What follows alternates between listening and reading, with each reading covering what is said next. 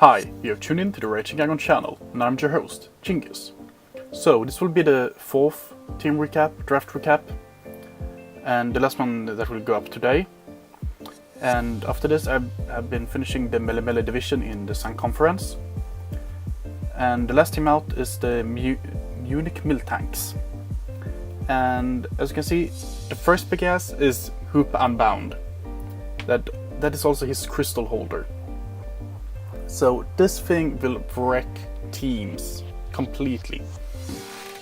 That is just so scary to face. And this was the first pick overall as well. The Miltanks were the first team to pick to draft.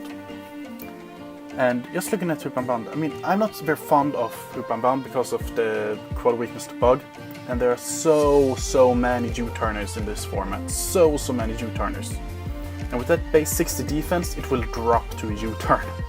No, it doesn't even matter who it is that U-turns, it will drop drastically fast. Otherwise, it's one of the best psychic and dark types out there. Because just look at these stats. They are amazing.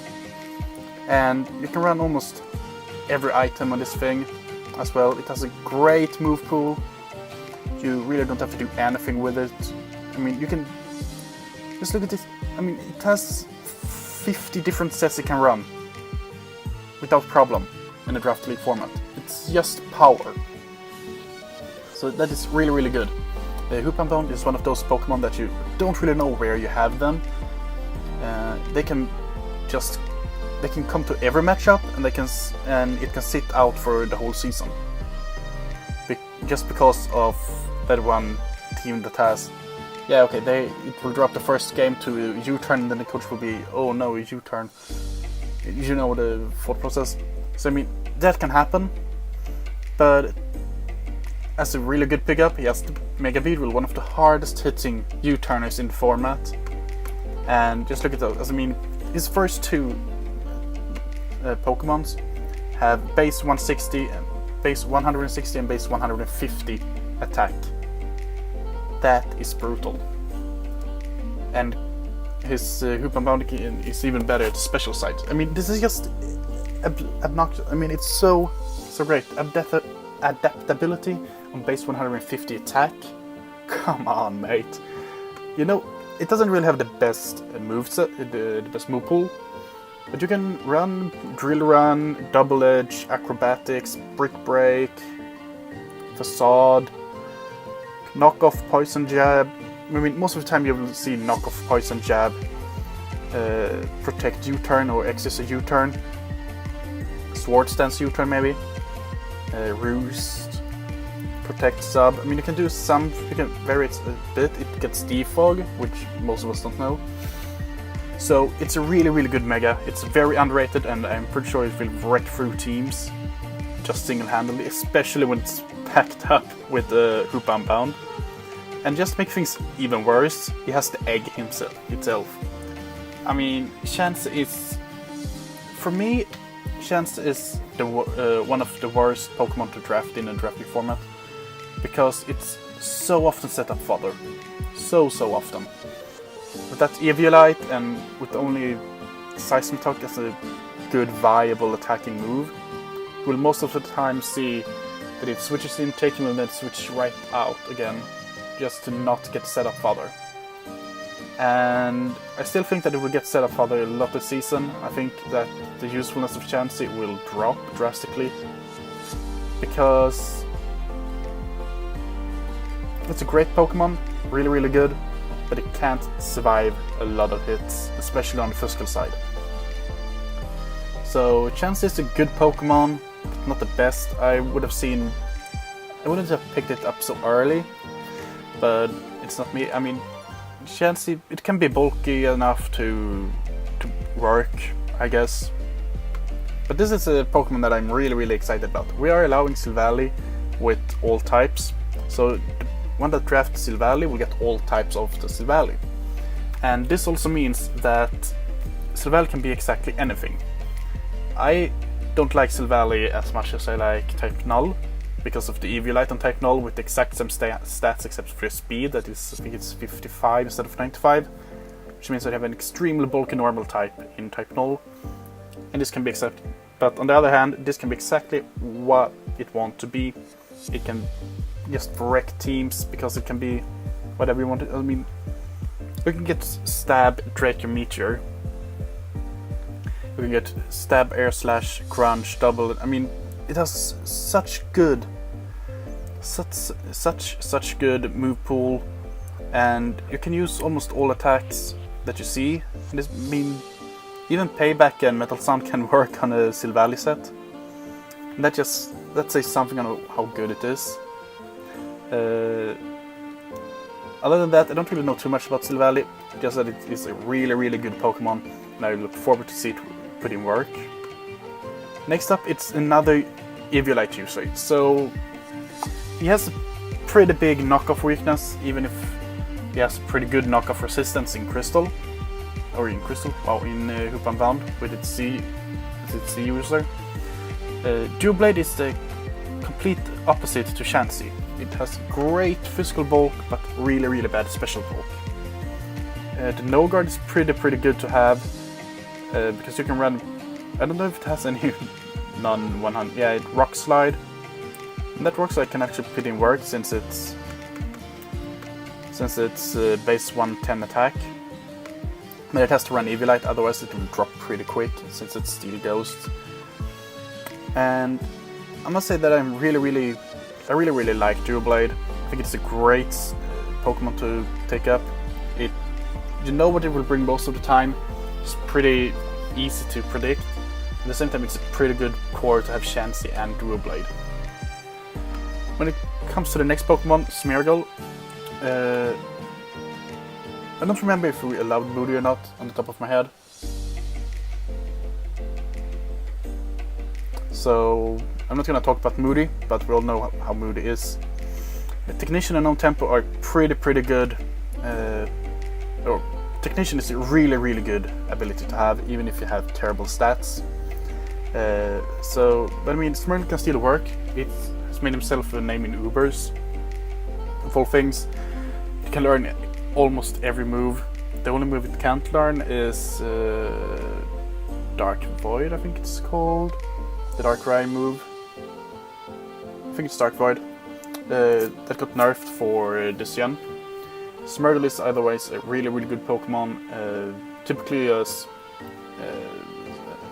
what's called? Typically sacking Pokemon that you just sack off pretty easy. Just send it in and let it die when it has set up its webs or and what else. I can see it work pretty well in this division, but I don't see Smeargle coming to too many games, even if it can be pretty good. I mean, it takes off the stealth rock pressure from Doublade, allowing you to run another move. Same from Chansey, stick webs, and so on. Yeah, I mean, it's a pretty good Pokemon to have on this team, I guess. When it comes to the next one, Slurpuff. So this is a Fairy type, and if I'm not completely wrong, it has Unburden, and it has Belly Drum. So when you run Belly Drum Fijiberry with Unburden, this Pokemon is really scary after that. And I'm pretty sure you can see why, because you Belly Drum, lose half your health, gain it back with Fijiberry, and then you have +2 speed. Yeah, then you have +2 speed as well after that. And that is pretty scary to face. So even if Slurpuff by itself is a very good Pokemon, Belly Drum, Fijiberry, and Unburden is great on this thing. It doesn't have the best physical moveset, but I remember that Play Rough will always hurt, Return will always hurt, Frustration, Facade, and Drain Punch will always hurt. But it has really good defensive pivot usefulness, and it has a pretty good depth in its special move pool. So I really like Slurpuff on this team, actually. Then we have, I think this is just for the memes, Tier 5 Swoobat. I don't really know what to say. I mean, I can maybe bring Air Slash and try to flinch things. Because I mean, yeah, I'm not gonna talk about Swoobat. Just jump directly into Mamoswine. To have Swoobat and Mamoswine on the same team, it's really funny actually. Mamoswine is one of those. You're just gonna change Oblivious to Thick Fat. Mamoswine is one of those Pokemon that's always a threat no matter what team you have. Because of that Thick Fat ability, it can eat up fire types. A fire type attack, it can eat up ice attacks, and it can even be very, very offensive. I've seen a Trick Room variant of Mamoswine. I've seen Assault Vest Mamoswine, that's one of my favorite sets to run. And this thing just wrecks complete menace. Choice Band and Mamoswine hit so hard. Expert Belt Mamoswine hits really, really hard. Defensive Mamoswine is one of the best Pokemon you can have in the Draft League format.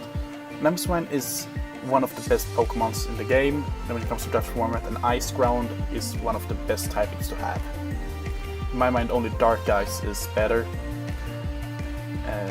because of that knockoff presence, but I mean, Mamoswine is, yeah, that's a really, really good typing with really, really good stats.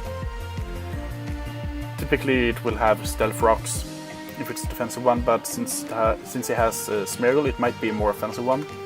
Dragalge is one of those Pokemon that you don't really know where you have them. Poison Point is great when you run a defensive one, which I actually have seen work a lot of times. Poison Touch is the same thing, just that it has a terrible attack stats, so I wouldn't go that. But this is what people talk about, Adaptability Dragalge. I hate that name. Dragalge with Draco Meteor. That destroys life. It really does. And when you look at this moveset, a physical Dragalge can actually put in work, even if it's just, 75 base attack. Hidden powers are great on this thing, and it does a really, really good. You see Scald, Shadow Ball, Sludge Bomb, Sludge Wave, Surf, Thunder, Thunderbolt. It just has such a good variety of moves that hits hard, and with the choice specs adaptability, expert belt adaptability, or whatever else, it hits really, really hard. It's a really, really good Pokemon, though, and it checks fairies pretty well as well, thanks to that special defense is so godly high. So Dragalge is a very, very underrated Pokemon in my mind. It's just so slow, and the only real weakness it has is Psychic types, and most Psychic types are really, really fast. So that is pretty bad for Dragalge, and that's why we don't see it as often, especially since its defense is way worse than its special defense, and Psyshock tend to want it KO it. Or to KO it at least. Another Pokemon that got sniped from me, Noctowl. It's pretty good defensive Pokemon when it comes to, let's see, yeah, that's the one it has. And when it comes to special defensive wall, it has Defog, and it can actually put in a lot of work with its special attack. I know in the past I've been sweeping in the lower tiers with it when it comes to showdown battles, and it's actually a really, really good Pokemon, very underrated, though it doesn't really have the best moveset, and you tend to run it specially defensive or max physical defensive with the AV or something like that, and it actually put in a lot of work. It's actually a very, very underrated Pokemon. So yeah, that's all I have to say about Noctowl really. That defog is pretty handy to have, and it takes off some pressure from other Pokemon to defog, like his Mega Beedrill. And the last Pokemon on his team is Dewgong, another Pokemon with Thick Fat that also resists completely fire and ice, which means this Pokemon is so extremely bulky. And with stab ice type moves, it can actually hit pretty hard on the special side on the...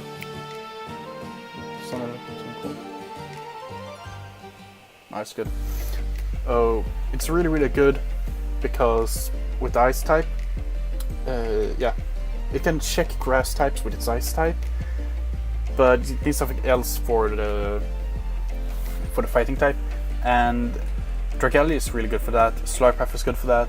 So I mean, this is a really good pickup for his team, and it works really, really well. He doesn't really have a electric weakness. I mean, I think it's just Noctowl and Dugong that's really because I don't really count that thing. So yeah, it's just the Noctowl and Dugong that's affected by that, and Dugong is a really, really good Pokemon in my mind. Screen Setter, if I'm not completely wrong. No, not Screen Setter. I don't know what I think of. But we haven't banned Paris Song, but I know. And so you can use that pretty well if we manage to do anything. Fake Out Pressure is real. He has priority in Ice Shard as well. He can flinch with the... No, it's not. It's Icicle Spear, not the other one. Icicle Crash. I always get those two mixed up. But he has a really, really good... it's a really, really good moveset actually for such a low-tier Pokemon. And it's a good wall. You can actually put in a lot of work when you EV it the right way.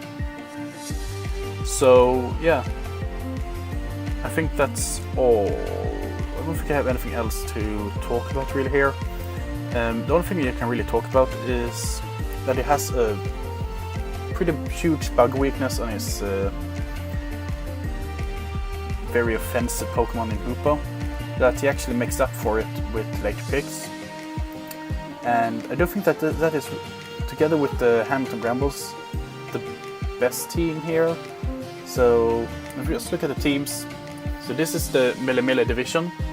If we look at those two teams, or those four teams, I say that the Munich Miltanks and Hamilton Brambles are gonna go through to the playoffs, and that Philadelphia Freelers are going to fight to stay here in the PSL, just based on how the teams are composed. Then everything can happen. We know that from earlier years, like Leo Lunar dancing the last turn with his Cresselia against Snappy. That A-Drive went for Head Smash on the switch in on Altaria on Miguel in the rematch from the Season 5. So, I mean, and everything can happen.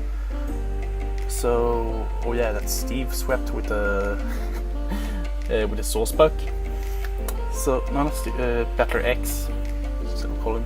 So, I mean, this is actually really good, really fun. I really hope that the Hamilton and Munich goes well for all the teams. I really hope that Hamilton and Munich makes the playoff, because those are the best teams in my opinion, with the Skilly Seekers just behind them. So, thank you for watching this video. My name is Djingis, and I will see you next time.